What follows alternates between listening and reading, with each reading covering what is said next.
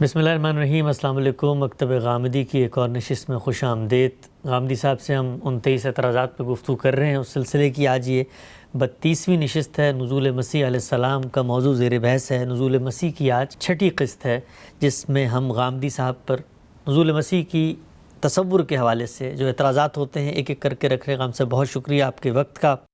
5 नशिस्तें हो गई हम सब नुज़ूल मसीह के ऊपर एतराज़ात पेश करते हुए, आज छठी नशिस्त है। हमारी बहस यहाँ तक पहुँच चुकी थी कि उलमाए किराम कुरान मजीद से कुछ आयात से कुछ अल्फाज से इस्तदलाल करते हैं और वो कहते हैं कि नुज़ूल मसीह का जो पूरा अक़ीदा है उसका कॉन्सेप्चुअल फ्रेमवर्क, उसके ब्लूप्रिंट्स, उसकी बुनियादें, उसकी जो फंडामेंटल्स हैं वो कुरान में पाए जाते हैं। गुज़िश्ता नशिस्त में हमने बड़ी तफसील से बात की थी सबसे बुनियादी इस्तदलाल पे, सूरह निसा और सूरह आल इमरान की बाज़ आयात पे जिसमें बयान किया जाता है। आपने बड़ी वजाहत से उसका जवाब दिया, लोगों ने उसको सुना भी, अप्रिशिएट भी किया। एक सवाल मैं चाहता हूँ ज़रा उसी से हम आगाज़ करें, उस पिछली बहस से मुतल्लक़ है, और फिर मैं नई आयात आज आपके सामने रखूँगा। 3 आयात हैं जिनसे इस्तदलाल करते हैं उलमा। ये बताइएगा कि आपने फरमाया था कि जो लफ्ज़ की असल होती है, लफ्ज़ के मादा या लफ्ज़ का जो लुग़वी माना है, इसको लोग जो बहस करते हैं, जानते हैं, वो इस पहलू से होता है कि ये लफ्ज़ इनिशिएट कहाँ से हुआ, ओरिजिनेट कहाँ से हुआ। मुझे बताइएगा कि हम जब भी कोई लुग़त की किताब खोलते हैं या जब भी हम ये जानना चाहते हैं कि इस लफ्ज़ का असल माना क्या है, तो उसके अंदर तो हमेशा लिटरल मीनिंग्स ही बयान किए जा रहे होते हैं। तो ये मुझे बताइएगा कि लफ्ज़ के इस्तेमाल और लफ्ज़ के लुग़वी माना, इन दोनों में क्या फ़र्क होता है? लुग़वी माना बिल्कुल और चीज़ है। लुग़वी माना तो ये है कि क्या लफ्ज़ इस मफ़हूम में बोला जाता है, क्या अहले ज़ुबान इसको इस्तेमाल करते हैं। लुग़वी माना इसी को कहते हैं। और लुग़त में आपको सारे ही पहलू बताए जाते हैं। लफ्ज़ का असल इस्तेमाल क्या है, लफ्ज़ मजाज में किस तरह जाता है, लफ्ज़ से मुहावरे क्या पैदा होते हैं, लफ्ज़ अमर से मुतल्लक़ होकर क्या मानी देता है, रजुल से मुतल्लक़ हो क्या मानी देता है, शय से मुतल्लक़ हो क्या मानी देता है। ये जो बहस है ये लुग़त की बहस नहीं है, ये असल में फ़िक़्हुल लुग़ा की बहस है। इसका मतलब ये होता है कि एक लफ्ज़ जब अरबी ज़ुबान में मुख्तलिफ़ जहतें इख्तियार कर रहा है तो उसमें एक कदर मुश्तरक पाई जा रही होती है। उस कदर मुश्तरक को तलाश करके बाज़ लोग ये ख्याल करते हैं कि ये इसके असल मानी है। तो मैंने इस तरफ तवज्जो दिलाई थी कि ऐसा नहीं होता। यानी ये सारी बहस असल में लिसानियात की बहस है। इसका ताल्लुक़ किसी लफ्ज़ के मानी को समझने या किसी कलाम के मानी को समझने से हो ही नहीं सकता। मिसाल के तौर पर देखिए ना कि एहसान है लफ्ज़। अब लफ्ज़ एहसान स्वाद के साथ कुरान मजीद से इससे मुहसनात का लफ्ज़ इस्तेमाल हुआ है पाक दामन के मानी में। कुरान मजीद में इससे लफ्ज़ इस्तेमाल हुआ है ब्याही हुई औरतों के मानी में। ये इसके इस्तेमालात हैं, ठीक। और इसी लफ्ज़ से आपको इसका एक इस्तेमाल ये भी मिलता है कि वो जगह जो महफूज कर दी गई हैं, जिनको हिसार में ले लिया गया है, ये मुख्तलिफ़ इस्तेमाल है इसके। इन सब के अंदर एक कदर मुश्तरक एक माहिर लिसानियत दरियाफ़्त कर लेगा। और वो कदर मुश्तरक क्या है? हिफाजत, हिसार, किसी चीज़ का महफूज हो जाना। कला है तो वो भी महफूज होगा। औरत अगर पाक दामन है तो वो भी इसका मतलब महफूज रही। वो निकाह में आ गई तो ये क्या चीज़ है? ये इस लफ्ज़ के मानी नहीं है, ये इस लफ्ज़ की हकीकत है। इस हकीकत को इसके मादे ने मुख्तलिफ़ सूरतें दे दी हैं और अहले ज़ुबान उसको उन मानी में बोलते हैं। अब अगर आप ये इस्तदलाल कर रहे हैं कि आप ये बताना चाहते हैं कि लफ्ज़ में ये मानी कैसे पैदा हो गए, पाक दामनी का मतलब कैसे पैदा हो गया, ब्याही हुई औरत का मतलब कैसे पैदा हो गया, तो आप इल्म की बहस कर रहे हैं।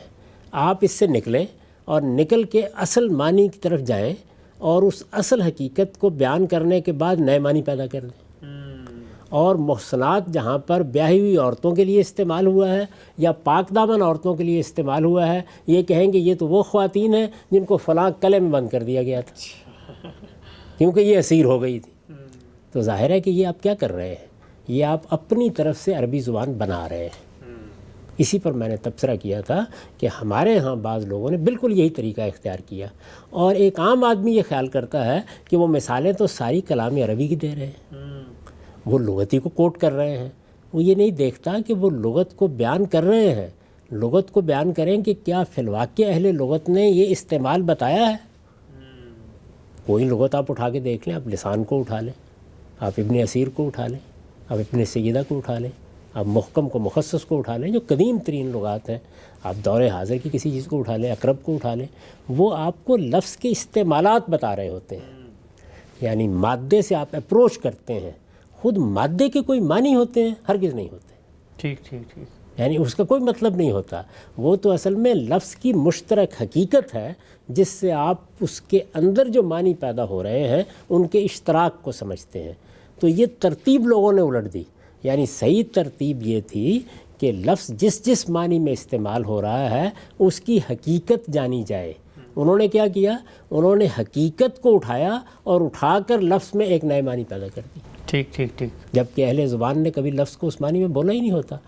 تو زبان میں جب آپ کسی کلام میں جب آپ گفتگو کر رہے ہوتے ہیں تو آپ کو یہ بتانا ہوتا ہے کہ اہل زبان نے اس کو بیان ہی اس مفہوم میں استعمال کیا ہے۔ ان کے ہاں یہ مجاز موجود ہے، ان کے ہاں یہ استعارہ موجود ہے، ان کے ہاں یہ تشبیہ موجود ہے۔ یہ ساری چیزیں آپ کو اہل زبان کے استعمالات ہی سے واضح کرنا ہوتی ہیں، یعنی بتانا ہوتا ہے۔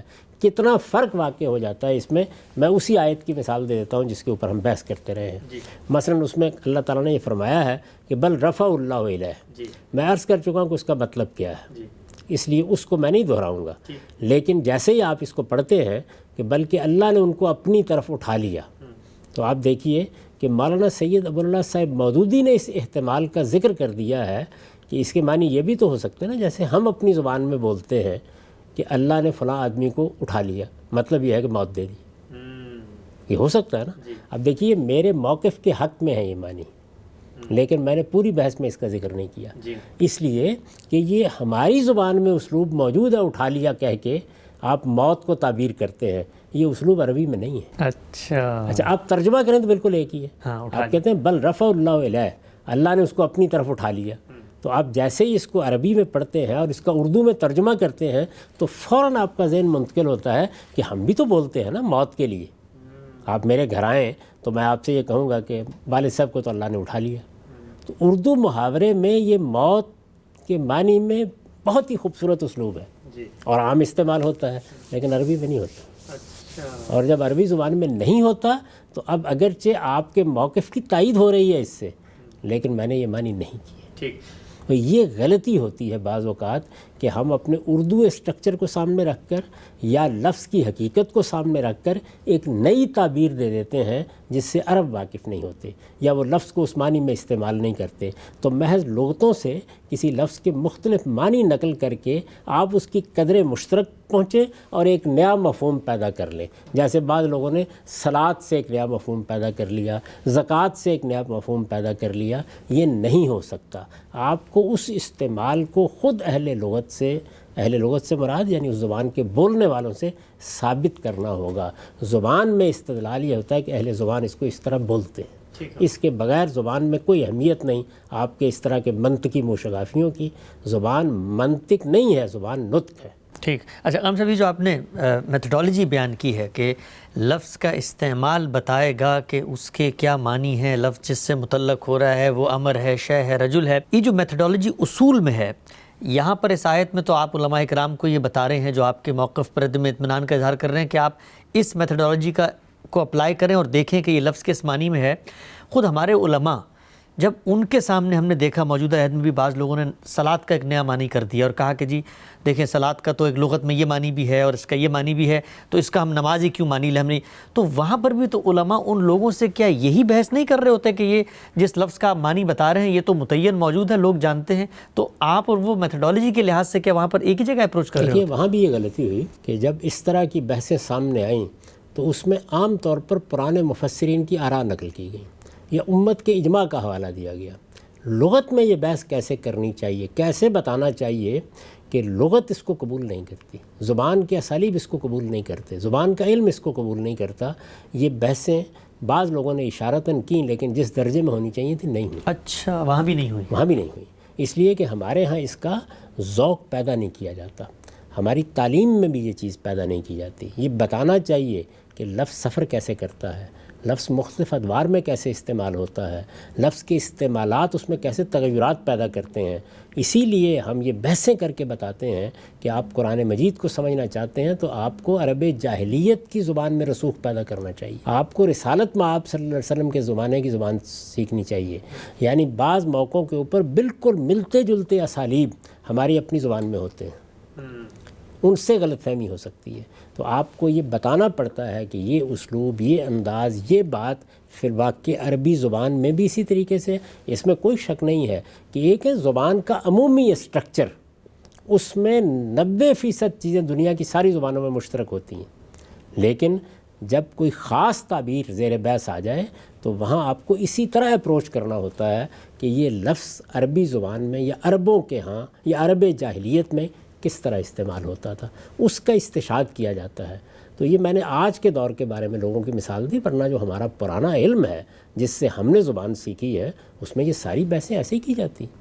زمخشری ایسے ہی کرے گا، فرہ ایسے ہی کرے گا، سیبوے ایسے ہی کرے گا، اسی طرح سے جو معانی کے بڑے علماء ہیں وہ اسی طریقے سے کریں گے، جو زبان کے بعض خاص اسالیب پر گفتگو کرتے ہیں وہ اسی طرح بحث کریں گے۔ اہل لغت ایسے ہی استشہاد کرتے ہیں۔ آپ کوئی اچھا لغت اٹھاتے ہیں، جب آپ لسان کو اٹھاتے ہیں، یا آپ جس طرح کے ماضی میں بڑے لغت تھے جن سے خود لسان کو ترتیب دیا گیا ہے، تو اسی طرح بحث کر رہے ہوتے ہیں۔ ہماری اپنی اردو میں ایسے ہی ہوتا ہے، دنیا کی ہر زبان اسی طریقے سے کام کرتی ہے۔ آپ آکسفورڈ ڈکشنری اٹھا کے دیکھیں، وہاں بھی یہی ہوگا، چیمبرز اٹھا کے دیکھیں، اس میں بھی اسی طریقے سے ہوگا۔ یعنی بتایا جائے گا آپ کو کہ شیکسپیئر نے اس لفظ کو اس مفہوم میں استعمال کیا ہے، یہاں ہمارے ہاں بتایا جائے گا غالب نے اس مفہوم میں استعمال کیا ہے، میر نے اس مفہوم میں استعمال کیا ہے۔ تو استعمال لفظ کا در حقیقت لفظ کے معنی متعین کرتا ہے اور سیاق و سباق ترجیح قائم کرتا ہے۔ اسی اصول پر ہمیشہ بات کرنی چاہیے۔ ٹھیک، ہم سب یہ اصول کتنا اہم ہے کہ قرآن مجید کی جو اس مقام کے علاوہ بھی جن مقامات میں اگر کوئی مختلف انحرافات ہوئے تو اسی ذریعے سے ہم اس کو واپس لا سکتے ہیں۔ میں ایک اور مثال آپ کے سامنے رکھنا چاہتا ہوں تاکہ پھر ہم آگے بڑھیں۔ اس مثال سے آپ اس پوری میتھڈالوجی کو مزید واضح کر سکتے ہیں۔ ہم دیکھتے ہیں موجودہ عہد میں کچھ فیمنزم کی تحریکیں اٹھ رہی ہیں، لوگ یہ کہتے ہیں کہ عورت کے بارے میں تعدیب کا معاملہ کیسے ہو سکتا ہے، تو بعض لوگوں نے قرآن مجید کی ایک آیت ہے جس میں وَضْرِبُوهُنَّ کے الفاظ آئے ہیں اور اس کا ترجمہ یہ کرنے کی کوشش کی ہے کہ یہاں پر ضرب سے مراد مارنا نہیں ہے، یہ تعدیب نہیں ہے، بلکہ ضرب کے تو بہت سارے معنی ہوتے ہیں۔ یہاں پر آپ نصیحت کا معنی یا کسی کو کوئی مثال دینا، بیان کرنا، کہانی سنانا، سب کے معنی ہو سکتے ہیں۔ تو وہاں پر بھی کیا ایگزیکٹلی یہی غلطی ہو رہی ہے؟ بالکل یہی غلطی ہو رہی ہے۔ دیکھیے میں نے بتایا نا آپ کو کہ ایک غلطی تو یہ ہوئی ہمارے زمانے میں کہ بعض لوگ جو زبان کے اس پہلو سے پوری طرح واقف نہیں تھے کہ زبان کا ورکنگ نالج حاصل کر لینا یہ تو آسانی سے ہو جاتا ہے۔ اس ورکنگ نالج کے ساتھ جب انہوں نے دیکھا کہ اچھا جب ہم عربی لغت کھولتے ہیں تو اس میں تو مادے ہوتے ہیں، اس میں تو سے حرفی بعض چیزیں ہیں جن سے لفظ بنتا چلا جاتا ہے، اس سے لفظ کے کئی ابواب وجود میں آ جاتے ہیں۔ تو یہ جب انہوں نے دیکھا تو انہوں نے خیال کیا کہ لفظ کے کوئی اصل معنی بھی ہوتے ہیں یا مادے کے کوئی معنی بھی ہوتے ہیں، جبکہ یہ بالکل بے بنیاد بات تھی۔ جو آدمی زبان سے واقف ہے وہ ہنس دے گا اس بات کو سن کر، یہ کیا چیز ہے جو بیان کی جا رہی ہے، یہ تو دیکھا جائے گا استعمال کیا ہے۔ بالکل اسی طرح کی ایک غلطی یہ ہوئی کہ لفظ اصل میں جس طرح انگریزی زبان میں ہے نا کہ آپ پریپوزیشن تبدیل کرتے جائیے، لفظ اپنے معنی تبدیل کرتا چلا جائے گا، اسی طرح لفظ کے ساتھ اس کے فاعل اور مفعول کے اسناد سے مفہوم میں تبدیلیاں ہونی شروع ہو جاتی ہیں۔ اچھا، یعنی آپ ضربہ مثلاً بولیں گے تو یہ مثال دینے کے معنی میں ہے، لیکن ضربہ کا مفعول عورت بن رہی ہے یا مرد بن رہا ہے یا جانور بن رہا ہے تو یہ معنی اس میں نہیں ہو سکتے۔ یعنی یہ دیکھیے میں نے ضرب المثل اردو میں بولا ہے جی، تو میں ضرب المثل بولوں گا تو اس سے ضرب المثل مراد لی جائے گی۔ اگر کسی جگہ میں نے تنہا ضرب بول دیا تو ضرب المثل مراد ہو جائے گی، اس کی نہیں ہوگی نا۔ تو بالکل اسی طرح سے صلے کیا استعمال ہوئے ہیں، یعنی دیکھیے قرآن میں یہ لم یخروا علیہا صما و عمیانا، اگر اس لم یخروا لہا کر دیا جائے اس کو تو مطلب بالکل اور ہوگا، اور لم یخروا علیہا ہے تو مطلب بالکل اور ہوگا۔ خود میرے ساتھ ایک زمانے میں اسی زاویہ نظر کے بعد لوگوں نے ایک بحث کیا، اور میرے خطوط مکاتیب میں کہیں موجود ہوگی، تو انہوں نے کہا کہ دیکھیے اس کے معنی تو یہ ہو جائیں گے کہ ان کو جھک جانا چاہیے، یعنی یہ بات بیان ہوئی ہے۔ تو میں نے کہا کہ بھائی لم یخروا علیہا میں یہ معنی کیسے پیدا ہو جائیں گے؟ خرہ کے بعد یہاں علا کا صلہ آیا ہے، اس سے وہ مضمون نہیں مراد لیا جا سکتا۔ عربیت اس سے اباح کرتی ہے، گیٹ انٹو کے جو معنی ہیں وہ گیٹ ٹو کے نہیں ہو سکتے، یعنی گیٹ آؤٹ کے نہیں ہو سکتے، یا گیٹ آؤٹ کے نہیں ہو سکتے۔ عربی زبان میں بالکل اسی طریقے سے پریپوزیشن اور صلات کی تبدیلی سے لفظ بالکل اور معنی میں آتا ہے، اب دیکھیں نا، رغبہ ان آپ نے بول دیا اور رغبہ الیہ بول دیا، تو رغبہ الیہ کا مطلب ہے کسی چیز کی طرف رغبت اختیار کرنا، اس کی طرف بڑھنا، اور رغبہ ان کا مطلب ہے اس سے اعراض کرنا، اس سے گریز کرنا۔ آپ یہ دیکھیے کہ دونوں جگہ رغبہ ہے، لیکن صلے کی تبدیلی نے بالکل الٹ مفہوم اس میں پیدا کر دیا۔ تو یہ دیکھنا چاہیے، اس پہ بڑی نفیس بحث امام فرائی نے کی ہے۔ یہ جو قرآن مجید میں سورہ تحریم کی آیت ہے، فقط سغت قلوبکما، کہ یہ جو سغو ہے یا سغت ہے، اس کا مطلب کیا ہے، اور انہوں نے بتایا ہے کہ اس کے معنی کرنے میں ایک غلطی ہوئی، جس سے آپ دیکھیے کہ مدعا بالکل الٹ کے رہ گیا۔ یہ رسالت مآب صلی اللہ علیہ وسلم کی ازواج مطہرات کے حق کی طرف میلان کو بیان کر رہا تھا، آپ نے ان کے دل کی ٹیڑھ اس سے مراد لے لی، اس لیے کہ زاغت کے معنی میں لفظ کو لے لیا گیا۔ یہ صرف اسی چیز کو نہ پہچاننے کا نتیجہ ہے۔ تو عربی زبان میں یہ دیکھنا ہوگا آپ کو کہ لفظ استعمال کس طرح ہوا ہے، کس مفعول کے ساتھ استعمال ہوا ہے۔ میں نے آپ کو بتایا نا کہ ہر فعل کے بارے میں یہ جاننا چاہیے کہ اس کا مفعول رجل بنے گا تو معنی اور ہوں گے۔ ضرب تو ہوں جب میں کہوں گا تو اس کا مطلب ہے مارنا، میں نے اس کو مارا، لیکن جب اس کے آگے مثلاً آ جائے گا یا اور کوئی اس طرح کی چیز آ جائے گی تو معنی میں تبدیلیاں ہونی شروع ہو جاتی ہیں۔ تو ہمیشہ یہ دیکھنا چاہیے۔ خود میں نے استاد امام سے یہ چیزیں سیکھی ہیں، لیکن جس طرح میں نے پچھلی دفعہ بھی عرض کیا تھا کہ بعض موقعوں پر غلطی ہو جاتی ہے۔ مثلا قرآن مجید کی ایک بہت مشکل آیت ہے ثم لیکتا، جس میں آیا ہے، اس میں دیکھیے میں نے اختلاف کیا اپنے جلیل القدر استاد سے، اور بنا اختلاف کیا یہی چیز، یعنی وہ جو سیڑھی لگانے والی آیت، کیا ہے اس کا ترجمہ ہم سب؟ یعنی تم پھر سیڑھی لگاؤ آسمان میں اور کاٹ ڈالو، ثم لیکتا، تو انہوں نے لکھا ہے کہ یہ یہاں پر فیصلہ کرنے کے معنی میں آ گیا ہے۔ اس میں کوئی شک نہیں ہے کہ عربی زبان میں ملکہ بلقیس کا قول بھی نقل ہے، ما کنت قاطعۃ امرا، میں فیصلہ نہیں کرتی اس وقت تک، تو یہ آتا ہے اس معنی میں، لیکن امر کے ساتھ آئے گا، اور یا امر کو لفظاً موجود ہونا چاہیے، امر یا اس کے ہم معنی کسی چیز کو۔ امر کا مطلب ہے معاملہ، یعنی کوئی معاملے کی نوعیت کی چیز جو ہے وہ یا لفظاً آنی چاہیے یا پیچھے موجود ہونی چاہیے۔ تو نہ لفظاً یہاں ہے نہ پیچھے ہے، پیچھے جو کچھ ہے وہ رسی ہے۔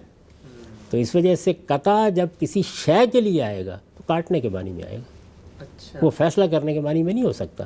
تو یہ کہیں اگر کسی بڑے سے بڑے عالم سے بھی غلطی ہو جاتی ہے بعض اوقات کسی چیز کو اپریشیٹ کرنے میں، یہ اصول جو ہے زبان کے، ان کا صحیح ذوق پیدا کرنا چاہیے۔ ایسے نہیں ہے کہ آپ اٹھے اور اٹھ کے آپ نے ایک نیا مدعا پیدا کر دیا، نئے معنی پیدا کر دیے۔ آپ کو زبان کا دامن پکڑ کر لفظ کے ساتھ چلنا ہوتا ہے، لفظ کیا ہے، کیسے استعمال ہوا ہے، کس صلے کے ساتھ آ رہا ہے۔ صلات عربی زبان میں ایسے ایسے معنی پیدا کر دیتے ہیں کہ آپ بالکل حیران ہو کے رہ جاتے ہیں۔ جو تضمینیں ہوتی ہیں بعض موقعوں کے اوپر، اس کی بڑی غیر معمولی، بڑی عمدہ مثالیں قرآن مجید میں موجود ہیں۔ تو ان چیزوں کو جب تک آپ سمجھتے نہیں ہیں اس وقت تک آپ ترجمہ نہیں کر سکتے یا بات کو نہیں ٹھیک طریقے سے بیان کر سکتے۔ ٹھیک، ہم سب بہت ہی آپ نے خوبصورتی سے وہ جو اصولی بحث تھی جس کو سامنے رکھ کے ہم نے اس آیت پر جو سورہ آل عمران کی آیت ہے اور جس میں انی متوفیکہ کے کہہ کر اس سے کیا مراد ہے اس کو آپ نے بیان کیا تھا، اس کو ہم نے جوڑا۔ آگے بڑھتے ہیں، ایک اور آیت ہے قرآن مجید کی سورہ آل عمران ہی کی۔ اس آیت کو بھی جتنا میں نے لٹریچر دیکھا نزول مسیح کے حوالے سے، تمام کے تمام بڑے علماء نقل بھی کر رہے ہیں، بیان بھی کر رہے ہیں، اور آج کے دور کے بعض لوگ تو یہ دعویٰ بھی کر رہے ہیں کہ اس آیت کی تفہیم میں اجماع ہے، یعنی صرف یہ نہیں ہے کہ قرآن نے ایک آیت لکھ دی ہے بلکہ اس کے معنی پہ بھی تمام کے تمام علماء متفق ہیں۔ وہ آیت یہ ہے، سورہ آل عمران کی آیت ہے، 40 نمبر آیت ہے، وَيُكَلِّمُ النَّاسَ فِي الْمَهْدِ وَكَهْلًا، اور وہ ماں کی گود میں بھی لوگوں سے باتیں کرے گا اور بڑی عمر میں بھی۔ سیدنا مسیح کا ذکر ہو رہا ہے پیچھے، اور کہا کہ گود میں بھی باتیں کرے گا اور بڑی عمر میں بھی۔ استدلال یہ ہے کہ سیدنا مسیح کے بارے میں تاریخی روایات ہم تک پہنچی ہیں، ہمیں پتہ ہے کہ آپ کا انتقال کوئی 32-33 سال کی عمر سے لے کے کوئی 35-36 سال کی عمر تک ہوا تھا۔ قرآن مجید یہ کہتا ہے کہ انہوں نے گود میں تو بات کی، لیکن کہل یعنی وہ عمر جس کے بارے میں علماء یہ کہتے ہیں کہ سمجھیں آپ 40 سال کے قریب کی عمر ہے جس کو کہل کہا جاتا ہے۔ اب سیدنا مسیح کا انتقال جب 35-36 سال میں ہو گیا، قرآن کہہ رہا ہے 40 سال میں وہ گفتگو کریں گے، تو اس کا تو لازمی نتیجہ ہے کہ انہوں نے دوبارہ واپس آنا ہے، آئیں گے اور گفتگو کریں گے۔ اور دوسری بات یہ کہ اگر یہ معجزہ نہ ہوتا ان کا دوبارہ گفتگو کرنا، دوبارہ زندہ ہو کر واپس آنا، تو پھر یہ بیان کرنے کی ضرورت کیا ہے؟ کیونکہ بڑی عمر میں تو سارے لوگ ہی باتیں کرتے ہیں، تو پھر قرآن مجید نے یہ کیا بات کی کہ بچپن میں بھی بات کریں گے، بڑے ہو کے بھی بات کریں گے؟ تو قرآن کی اس آیت کے بارے میں غامدی صاحب آپ کیا کہتے ہیں؟ پہلے تو آیت کا مطلب سمجھ لیجئے، یعنی یکلم الناس فی المہد و کہلا، وہ گہوارے میں بھی نبوت کا کلام کرے گا اور بڑے ہو کر بھی۔ یہ محض کلام نہیں ہے جو ہم مراد ہے، ورنہ بڑے ہو کر ساری دنیا ہی کلام کرتی ہے، سب بچے کلام کرتے ہیں۔ نبوت کا کلام کرے گا، یعنی نبی کی حیثیت سے اپنا تعارف کرائے گا، نبوت کی بات کرے گا۔ چنانچہ سیدنا مسیح علیہ السلام کا وہ قرآن نے کلام نقل کیا ہے۔ انہوں نے یہ کہا اس موقع کے اوپر، گہوارے میں جب گفتگو کی تو کہا میں خدا کا بندہ ہوں، میں تمہاری طرف کیا چیز لے کے آیا ہوں۔ یہ اس وقت بھی کہا اور بڑے ہو کر بھی یہی کلام کرے گا۔ کن لوگوں کو کہا گیا ہے؟ ان لوگوں کو کہا گیا ہے جنہوں نے مریم کی گود میں اس کو دیکھا۔ تو سیاق سباق تو خود یہ بتا رہا ہے کہ یہ چیز ان کے سامنے ہونی چاہیے، یعنی مہد کا کلام انہوں نے دیکھ لیا، انہی کو کہل کا کلام بھی دیکھنا چاہیے۔ اس لیے اس میں تو وہ معنی ہو ہی نہیں سکتے جو لوگوں نے پیدا کرنے کی کوشش کی ہے۔ لیکن آئیے ہم اس سارے استدلال کو لے لیتے ہیں اور پھر دیکھتے ہیں کہ اس کی بنا کیا ہے۔ بنا یہ ہے کہ کہل کا لفظ کس عمر کے لیے استعمال ہوتا ہے، پہلی بنیادی بات یہی ہے۔ تو آئیے اہل لغت کے پاس چلتے ہیں اور پھر دیکھتے ہیں کہ وہ کیا اس کے لیے بیان کرتے ہیں۔ یہ لسان ہے میرے سامنے، کہل کا لفظ جو ہے اس پر ابتدا ہی میں انہوں نے گفتگو کی ہے۔ سن لیجئے اس کا مطلب کیا ہے۔ کہتے ہیں الکہل من الرجال الذی جاوز الثلاثین و وقتہ الشیب۔ اچھا، یعنی کہل وہ عمر ہے انسانوں کی جس میں وہ 30 سے متجاوز ہو جائیں اور بال کچھ کھچڑی سے لگیں۔ اچھا، تو 30 کے بعد کی عمر کہل ہے۔ ٹھیک۔ اچھا آگے دیکھیے، ابن اسیر جو ظاہر ہے کہ قدماء میں ایک بڑے لغوی ہیں، الکہل من الرجال من زادہ علی 30 سنۃ الی 40، یعنی 30 سے 40 سال تک کی جو عمر ہے اس پہ کہل کا اطلاق ہوتا ہے۔ پھر بیان کرتے ہیں وکیل ہوا من 33 الی تمام 50، یعنی یہ 33 سال کی عمر سے لے کر پورے 50 سال تک کی عمر کے اوپر بولا جا سکتا ہے۔ اچھا مزید ایک قول لکھتے ہیں ہوا من 34 الی 51، یعنی یہ 34 سال سے عمر کے لے کر 51 سال کی عمر تک بولا جا سکتا ہے۔ اچھا، تو اب یہ دیکھیے کہ کہل کے معاملے میں کیا طے ہو گیا ہے کہ یہ کس عمر کے لیے بولا جا رہا ہے۔ اہل لغت کا کم و بیش اس بات پر اتفاق ہے، یہ تو میں نے لسان کے اقوال آپ کو پیش کر دیے کہ 30 سال کے بعد سے لے کے 50 سال تک آپ کہل کا لفظ بول سکتے ہیں۔ اچھا اب سیدنا مسیح علیہ السلام کے بارے میں یہ جاننے کی کوشش کرتے ہیں کہ وہ کس عمر میں اپنی دعوت شروع کرتے ہیں اور کس عمر تک وہ دعوت پیش کرتے رہتے ہیں۔ تو یہ میرے سامنے اس وقت بائبل موجود ہے، آپ یہ دیکھیں کہ اس میں لوکا کی انجیل کا یہ 3 باب ہے اور یہ اس کی 33 آیت ہے۔ اچھا، اس میں وہ بیان کرتے ہیں وَلَمْ ابتدا یسوع کانا لہو نحو 30 سنۃ، یعنی جب یسوع نے اپنی دعوت پیش کرنے کی ابتدا کی اس وقت وہ 30 سال کے تھے۔ اچھا، تو یہ تو اگر اگلے ہی دن وہ دنیا سے رخصت ہو جائیں تب بھی کہلن ہو گیا تھا۔ اچھا، میں نے بھی آپ کو بتایا کہ یہ کہل کا لفظ جو ہے یہ تو 30 32 33 ظاہر ہے کہ اس ساری عمر پہ بولا جا سکتا ہے، اس میں کوئی معنی نہیں۔ لیکن یہی انجیل ہم کو بتاتی ہے، اب یوحنا میں چلی جائیے، انجیل یوحنا میں یہ 8واں باب ہے، 8ویں باب کی 58-59 آیت ہے۔ اس میں سیدنا مسیح نے جب اپنی دعوت پیش کی، آپ کے علم میں ہے اگر آپ انجیلوں سے واقف ہیں کہ انہوں نے اپنی دعوت پیش کی، پہلے اپنے علاقے میں رہے، بہت سے دوسرے علاقوں میں گئے، ادھر ادھر بہت سی جگہوں پر وہ اپنا پیغام پھیلاتے رہے، پھر آخری زمانے میں انہوں نے فیصلہ کیا کہ وہ یروشلم جائیں گے۔ وہ یروشلم میں آئے اور یہاں پر انہوں نے کافی دیر تک اپنا پیغام پہنچایا، یہاں تک کہ لوگوں نے فیصلہ کر لیا کہ وہ ان کو اب قتل کر دیں گے۔ یعنی جو بڑے زعماء تھے یہود کے یا ان کے علماء تھے یا مذہبی پیشوا تھے، انہوں نے ان کو گوارا نہیں کیا۔ یہ سارا عرصہ کتنا تھا؟ یعنی یہ بات تو لوکا سے معلوم ہو گئی کہ 30 سال سے انہوں نے دعوت کی ابتدا کر دی تھی، وہاں ابتدائے دعوت کی عمر بیان ہو گئی ہے۔ اور یہ دیکھیے کہ یہ یہود نے جب ان کو دیکھا اس آخری زمانے میں تو کیا کہا، فقال الیہود لیس لک 50 سنۃ بعد، کہ تم تو ابھی 50 سال کے بھی نہیں ہوئے۔ اچھا، اب آپ یہ دیکھیے کہ یہ جملہ کس شخص کو کہا جائے گا؟ جس کی عمر کم سے کم 32 سال ہو، 33 سال ہو، تم تو ابھی 50 سال کے بھی نہیں ہوئے، یعنی باتیں ایسی کر رہے ہو اور اس طریقے سے اپنے آپ کو پیش کر رہے ہو جیسا کوئی صاحب اختیار اپنی بات کرتا ہے. یہ جگہ جگہ ان پر اعتراض کیا گیا ہے، لیکن تم تو ابھی 50 سال کے بھی نہیں ہوئے. یہ انجیل میں ہے. یہ انجیل میں ہے، وہ لوکا کی انجیل میں، یہ یوحنا کی انجیل میں. تو بالکل متعین ہو گیا کہ کم و بیش 30 سال سے لے کر 50 سال کی عمر تک یا اس کے قریب تک وہ اپنی دعوت میں مشغول رہے. اس کے بعد اللہ تعالیٰ نے ان کے بارے میں جو فیصلہ فرمایا فیصلہ کر دیا. تو اس میں تو فی المہد بھی ہو گیا اور کہلن بھی ہو گیا. اس میں بحث کیا ہے اور کیا بنیاد ہے اس بحث کی؟ اور میں یہ عرض کرتا ہوں کہ تھوڑی دیر کے لیے مان لیجئے کہ یہ ساری انجیل بیان کر رہی ہوتی تو ظاہر ہے کہ ہمارے پاس یہ تراجم کی صورت میں پہنچی ہے. تو ہم قرآن مجید کی روشنی میں یہ فیصلہ کرتے کہ یہ بیان صحیح نہیں ہے. وہ یقیناً اس عمر کو پہنچے ہیں اس لیے کہ سیاق و سباق بتا رہا ہے کہ ان کے بارے میں اللہ تعالیٰ یہ بات کہہ رہے ہیں. اور کس سیاق میں کہہ رہے ہیں؟ اس سیاق میں کہہ رہے ہیں کہ یہ میرا بندہ ہے، میں نے اس کو بھیجا ہے، اس کی اس طرح سے پیدائش ہوئی ہے اور یہ گہوارے میں بھی کلام کرے گا اور یہ بڑی عمر کو پہنچ کر بھی نبوت کا کلام کرے گا. تو یہ کلام انہیں اپنی قوم سے کرنا چاہیے دونوں موقعوں کے اوپر. تو سیاق اس کی اجازت نہیں دیتا تھا. تو الٹ کر یہ دیکھنا چاہیے تھا کہ روایات کا کیا حال ہے. تو میں نے تو یہاں آپ کو بتا دیا ہے کہ خود بائبل اس بات کی شہادت دے رہی ہے کہ قرآن مجید نے بالکل درست بات کہی اور کہل کا ٹھیک لفظ استعمال کیا. انہوں نے گہوارے میں بھی اپنی نبوت کی بات کی اور انہوں نے اس عمر کو پہنچنے کے بعد بھی بات کی. اس کے بعد ان کی وفات ہوئی، اس کے بعد انہیں اٹھایا گیا. ٹھیک. اچھا غام صاحب، یہ جو بیان ہوا ہے، جن لوگوں سے بیان ہوا ہے، جن لوگوں کو توجہ دلا کر یہ کہا جا رہا ہے کہ یہ گہوارے میں بھی بات کریں گے اور بڑے ہو کر بھی بات کریں گے، اگر وہ تعبیر جو علماء اس سے مراد لے رہے ہیں لے لی جائے تو پھر ان لوگوں کے لیے تو غیر متعلق نہیں ہو جاتا؟ کلام بڑے ہو کے کریں گے تو بعد میں کریں گے. میں نے عرض کیا کہ سیاق کے بالکل خلاف ہے.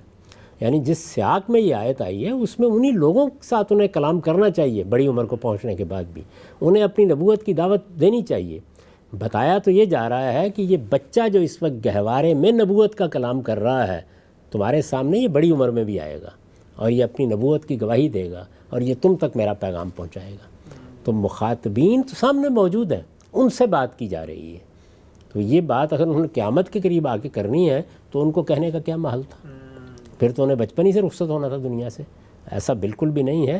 یعنی یہ قرآن مجید کے الفاظ کے بھی خلاف ہے. یہ تعویل جو لوگوں نے کی ہے، اس سے جو مضمون پیدا کیا ہے وہ سیاق کے بھی خلاف ہے اور تاریخی حقائق کے بھی خلاف ہے. ٹھیک. تو ہم صاحب آپ کو لگتا ہے کہ یہ جو آیت ہے، اس آیت کے بارے میں چونکہ اس کے الفاظ میں یہاں تو کہیں زیر بحث نہیں ہے کہ سیدنا مسیح کو زندہ اٹھا لیا گیا تھا کہ دوبارہ آئیں گے، جو آل عمران کے اندر ایک بحث تھی، تو وہ تصور جو قائم تھا یا جو روایات سے سامنے آیا ہے، جو قرآن مجید کی سورہ آل عمران کی ان پچھلی آیات سے لوگوں نے سمجھ لیا، اس تصور کو لے کر گئے تو یہ اس کی تائید میں ایک آیت سامنے آ جاتی ہے.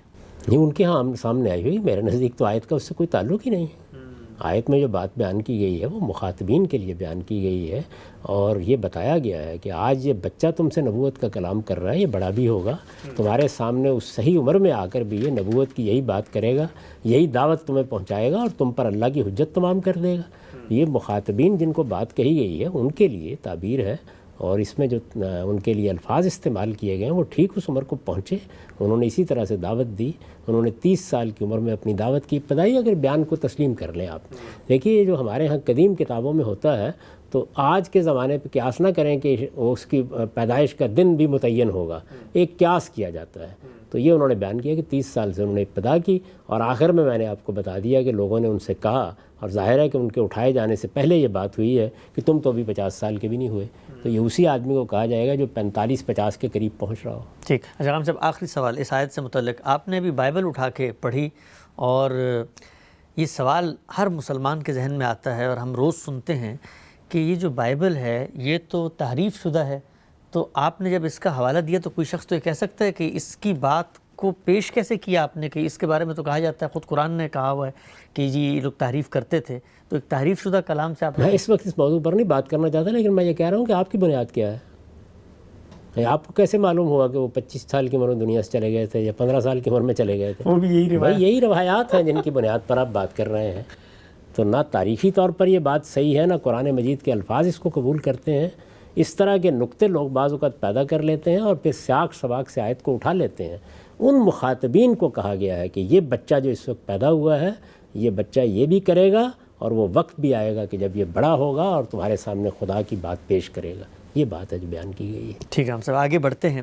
ایک اور آیت ہے، یہ سورہ زخرف کی آیت ہے، اور اس آیت کے بارے میں تو کم و بیش اجماع ہے، اور یہ کہا جاتا ہے کہ اس آیت میں تو بالکل واضح طور پہ بیان کر دیا گیا ہے کہ سیدنا مسیح کی نزول ثانی، آمد ثانی کا جو تصور امت میں رائج ہے، یہ آیت اس کو پوری طرح سپورٹ کرتی ہے۔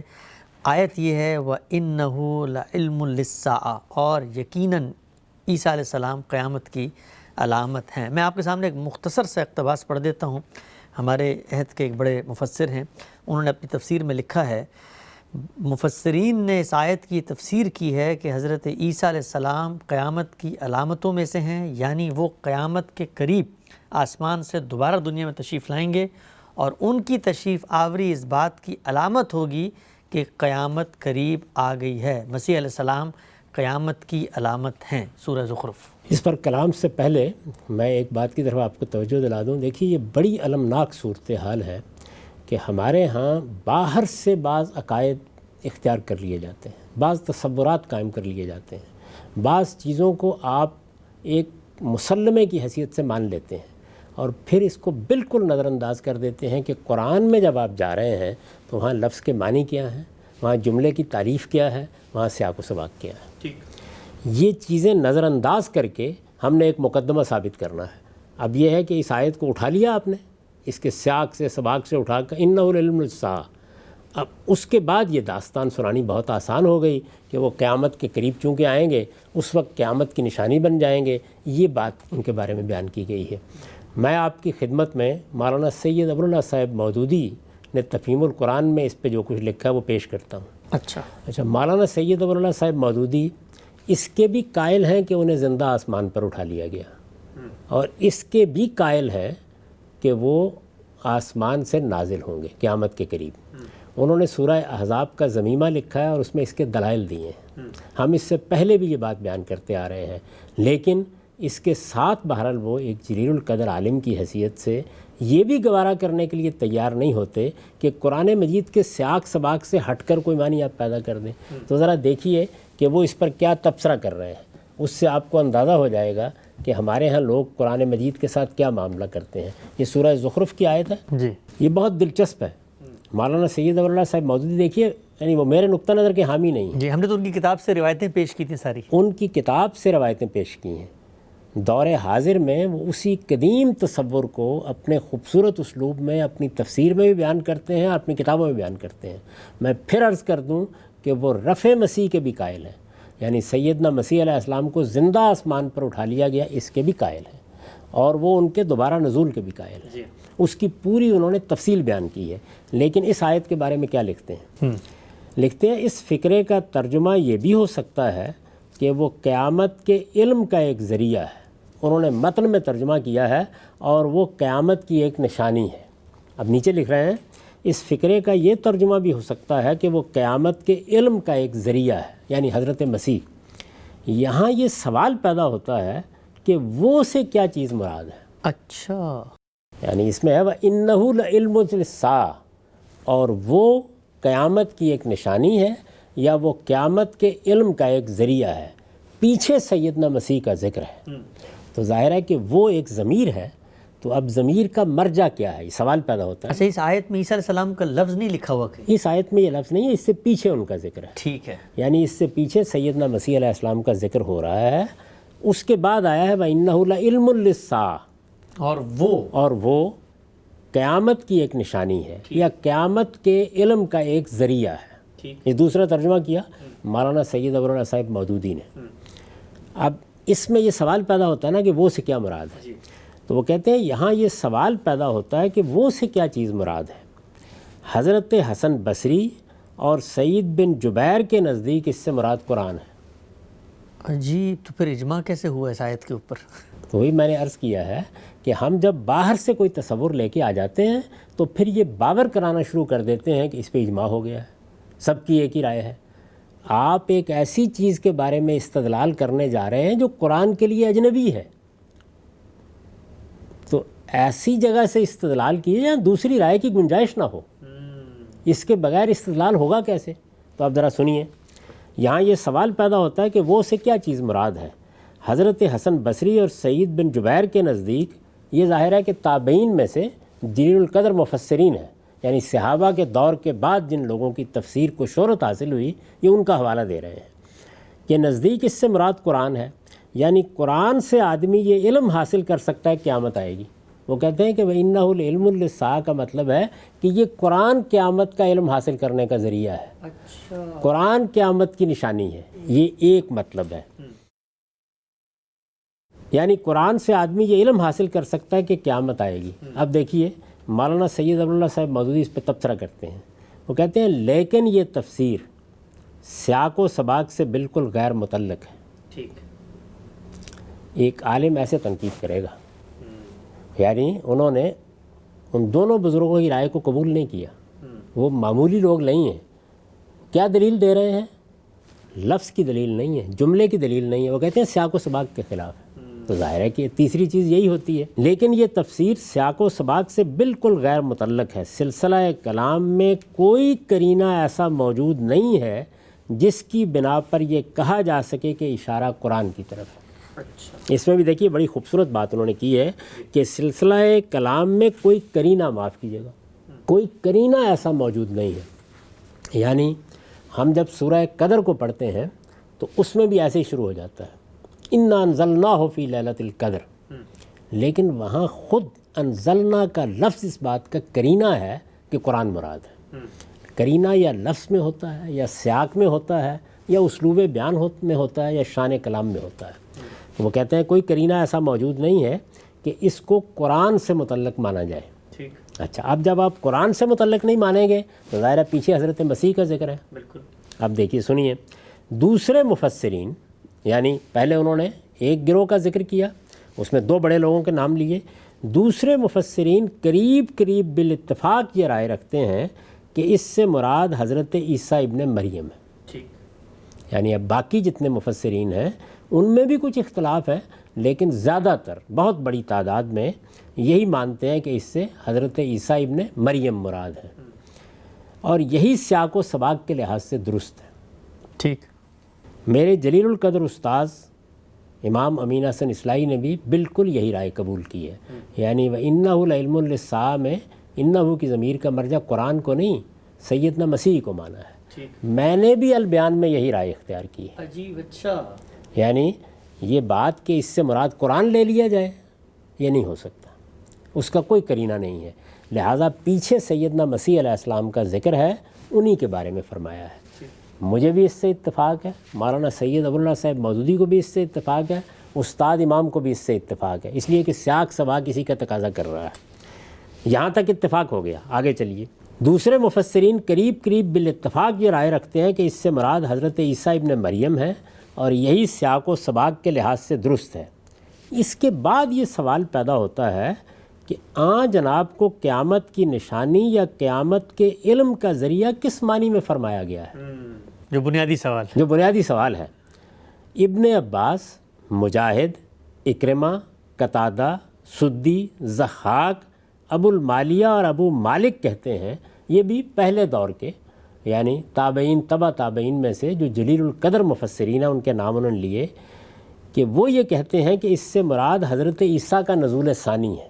یہ رائے آپ نے بیان کی ہے ابھی جو ہے، یعنی ان کا دوسری بار نازل ہونا، جس کی خبر بکثرت احادیث میں وارد ہوئی ہے. اور آیت کا مطلب یہ ہے کہ وہ جب دوبارہ دنیا میں تشریف لائیں گے تو معلوم ہو جائے گا کہ قیامت اب قریب ہے. یہ بالکل وہی تفسیر انہوں نے نقل کر دی، اور یہ بتا دیا کہ کافی بڑے بزرگوں نے اس کی یہ تفسیر کی ہے. اب دیکھیے اس پہ تبصرہ کرتے ہیں. میں پھر عرض کر دوں، مولانا سید ابواللہ صاحب مودودی سیدنا مسیح کے دوبارہ نزول کے قائل ہیں، اس کے دلائل دیتے ہیں، اس کے اوپر ایک پورا ضمیمہ انہوں نے لکھا ہے. لیکن تبصرہ سنیے کیا کر رہے ہیں. پہلے پھر ذہن نشین کر لیجئے. ان تمام بڑے مفسرین کا نام لے کے وہ کہتے ہیں کہ وہ اس سے حضرت مسیح کا قیامت سے پہلے دوبارہ نازل ہونا مراد لیتے ہیں، اور آیت کا مطلب یہ بتاتے ہیں کہ عیسیٰ علیہ السلام یا مسیح ابن مریم اس مفہوم میں قیامت کی نشانی ہے کہ وہ قیامت کے قریب جب آئیں گے تو معلوم ہو جائے گا کہ اب قیامت آنے والی ہے. یہ مطلب بیان کرتے ہیں. ہونا یہ چاہیے تھا نا کہ مولانا سید مولانا صاحب مودودی خود اس کے قائل ہیں کہ سیدنا مسیح کو دوبارہ آنا ہے، تو وہ قبول کرتے ہیں اس کو. لیکن آپ تبصرہ سنیے، وہ لکھتے ہیں، پھر سن لیجئے کہ کون کون لوگ ہیں. ابن عباس، مجاہد، اکرمہ، قتادہ، سدی، ضحاک، ابو العالیہ اور ابو مالک، یہ بڑے لوگ ہیں. یہ کہتے ہیں کہ اس سے مراد حضرت عیسیٰ کا نزول ثانی ہے، دوبارہ آسمان سے آنا، جس کی خبر بکثرت احادیث میں وارد ہوئی ہے، جس کو خود مولانا سید مولانا صاحب مودودی مانتے ہیں. اور آیت کا مطلب یہ ہے کہ وہ جب دوبارہ دنیا میں تشریف لائیں گے تو معلوم ہو جائے گا کہ قیامت اب قریب ہے. آپ نے بھی یہی نقل کیا ہے.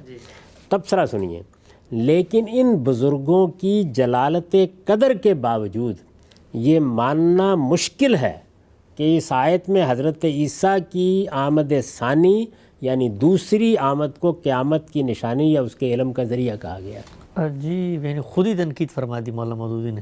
میں یہ کہتا ہوں قائل ہیں اس کے، لیکن یہ اتنی غیر متعلق بات ہے کہ جیسے انہوں نے پہلی بات کو قبول نہیں کیا، اس کو بھی قبول نہیں کیا.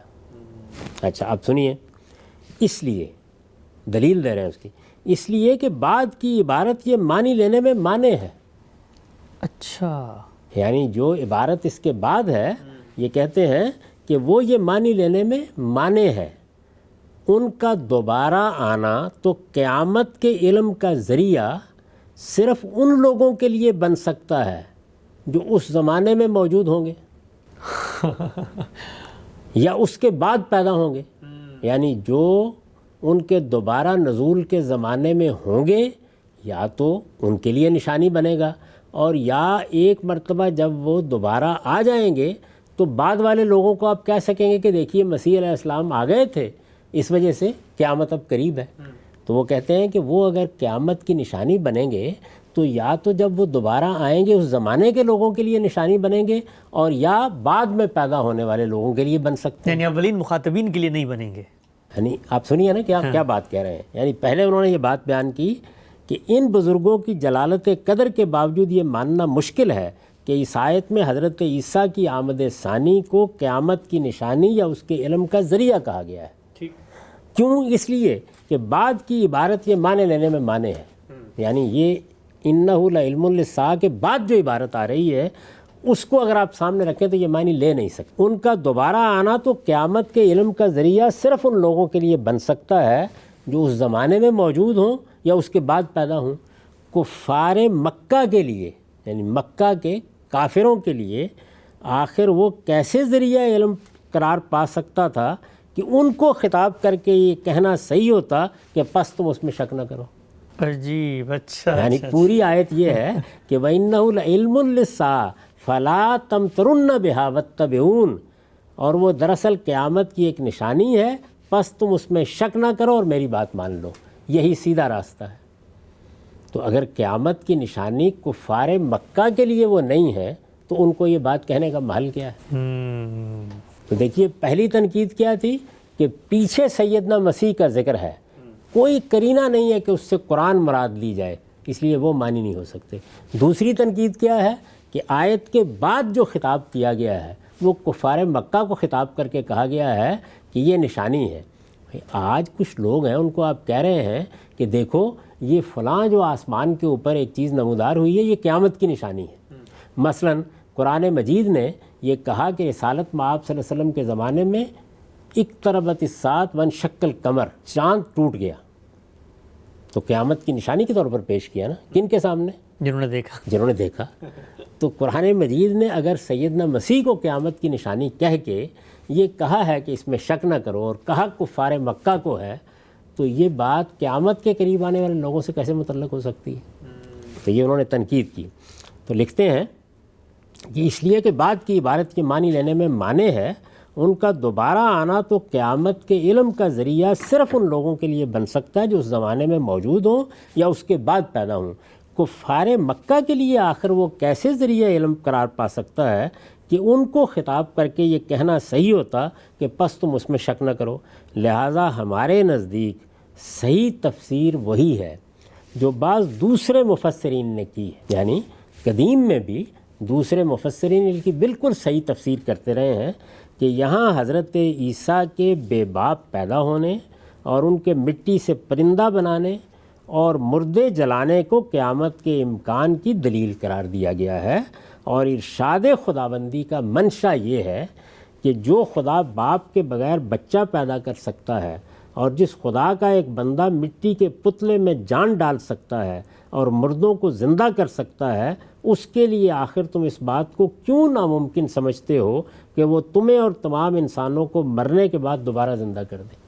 یعنی گویا سیدنا مسیح کو اس میں قیامت کی نشانی اس معنی میں قرار دیا گیا ہے کہ ان کی شخصیت جس طرح کے غیر معمولی معجزات کے ساتھ آئی، جس طرح کی ان کی غیر معمولی پیدائش ہوئی، جس طرح کہ ان کی وفات کے موقع کے اوپر بھی کسی کو جسم بھی نہیں ملا اور تاثر پیدا ہو گیا کہ زندہ آسمان پر چلے گئے ہیں، یہ اتنی غیر معمولی چیزیں جو ان کی ذات سے وابستہ ہیں، یہ در حقیقت اللہ تعالیٰ نے توجہ دلا کے ان حقائق کی طرف کفار مکہ سے یہ کہا ہے کہ وہ قیامت کی نشانی تھی۔ ٹھیک، ہم سب تو یہ دوسرے مفسرین کی تفسیر ہے، اسی کو انہوں نے قبول کیا ہے، اسی کو استاد امام نے قبول کیا ہے، اسی کو میں نے بھی قبول کیا ہے، اس اضافے کے ساتھ کہ سیدنا مسیح کی جو دینونت برپا ہوئی، یعنی ان کے ذریعے سے ان کی قوم کو جو سزا دی گئی، وہ قیامت تک جاری ہے۔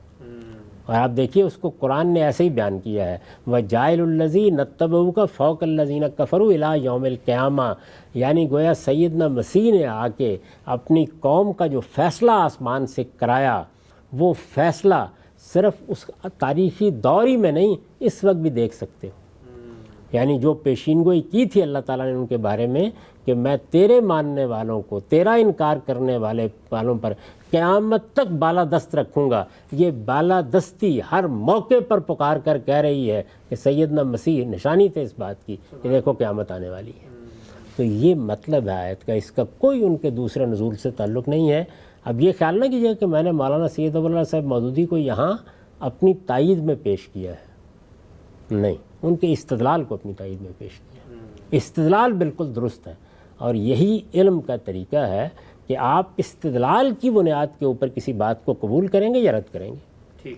میں اپنے جلیل القدر استاذ کی بہت سی چیزوں کو قبول کرتا ہوں استدلال کی بنیاد کے اوپر، یہاں بھی میں نے ان کی دلیل کی قوت آپ کو دکھائی ہے کہ ایک آدمی جو وہی رائے رکھتا ہے جس کو ثابت کرنے کے لیے یہ حضرات بات کر رہے ہیں، لیکن قرآن کے سیاق سباق کو سامنے رکھ کے قبول کرنے سے انکار کر دیتا ہے۔ میرے نزدیک ان کی یہ تنقید بالکل درست ہے، آیت کا ہرگز یہ مطلب نہیں ہے۔ یہ کفار مکہ کو کہا گیا ہے کہ دیکھو سیدنا مسیح کی شخصیت کو جدال کا موضوع نہ بناؤ، وہ تو قیامت کی نشانی ہے اور ہر دور میں قیامت کی نشانی ہے، اپنی پیدائش کے لحاظ سے، اپنے معجزات کے لحاظ سے، اور ان کے ذریعے سے جو قیامت صغریٰ ان کی قوم کے لیے برپا ہے، وہ اس وقت برپا ہو کے ختم نہیں ہو گئی عاد و سمود کی طرح، وہ قیامت تک دیکھی جا سکتی ہے۔ اس وقت بھی میں اور آپ دیکھ سکتے ہیں کہ جو بات کہی گئی تھی کہ اے مسیح میں تجھے وفات دوں گا، تجھے اپنی طرف اٹھاؤں گا، تجھے ان لوگوں سے پاک کروں گا اور تیرے ماننے والوں کو قیامت تک بالادست رکھوں گا، وہ بالادستی اس وقت بھی قائم تھی جب یہ آیت نازل ہوئی، وہ آج بھی قائم ہے اور یہ قیامت تک قائم رہے گی۔ قرآن نے اسی طرح اس کو بیان کیا ہے، یہ قیامت کی نشانی ہے، نہ کہ حضرت مسیح کا دوبارہ آنے کا یہاں کوئی ذکر ہو رہا ہے۔ ہم سب بہت ہی آپ نے خوبصورتی سے اور بڑی تفصیل سے اس آیت کے بارے میں بتایا، اور یہ جو غلط فہمی جس کا میں نے شروع میں اظہار کیا، کہا ہی جاتا ہے کہ جی ان آیات کی ترجمے، ان کے مدعا، ان کی تفسیر، ان کے مفاہیم پر اجماع ہے۔ آپ نے یہ بھی بتا دیا کہ اجماع نہ صرف یہ کہ نہیں ہے، بلکہ جو رائے آپ اس آیت کے بارے میں اپنا رہے ہیں وہی رائے خود بڑے بڑے جلیل القدر علماء نے بھی اپنائی ہے۔ اور اس آیت کا مطلب کیا ہے؟ ہمارا وقت یہاں پر غام صاحب خاتمے کی طرف پہنچتا ہے، ایک آیت اور باقی ہے اور پھر کچھ متفرق ضمنی اعتراضات ہیں، اور اس کے بعد لوگ یہ چاہتے ہیں کہ آپ کی زبانی سمجھیں، جانیں کہ یہ تصور کیسے پیدا ہوا، مسیحیوں کے اندر کیسے پیدا ہوا، یہ جو روایات ہیں یہ سامنے آئیں تو اصل روایات کیا ہیں، یہ باتیں کیسے اتنی پھیل گئیں، پوری بات کیا ہے جو آپ نے پہلی نشست میں کہا تھا کہ آپ آخر میں جا کے بتائیں گے، اس کو بھی انشاءاللہ زیر بحث لائیں گے۔